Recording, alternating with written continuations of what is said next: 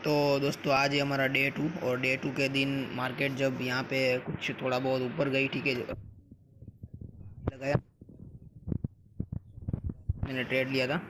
करीबन करीबन आप यहाँ पे देख सकते हो 934 पे मैंने 77 पे पुट के साइड बाई किया। और अभी अभी जो हमारा ट्रेड है वो ऑलमोस्ट 130 का हाई लगा के वापस आया है। पर इसमें मेरा एसएल रहेगा कोस्ट टू कोस्ट है, पर अभी कोस्ट टू कोस्ट नहीं, मैं इसको रखूँगा 99 के 97 के आसपास। ओके, तो अभी हमारा यहाँ पे कुछ प्रॉफिट लॉस नहीं जाएगा शायद, मेरे ख्याल से देखना पड़ेगा। बहुत ही जल्दी मार्केट नीचे आ रही है, 130 का हाई लगा दिया है और अब यहाँ पे कुछ लॉस नहीं होगा। थोड़ा बहुत जो भी है वो प्रॉफिट मिलेगा, आज का दिन प्रॉफिट में रहेगा। और टारगेट की बात करूँ इसमें, तो मेरा टारगेट है 138 के आसपास।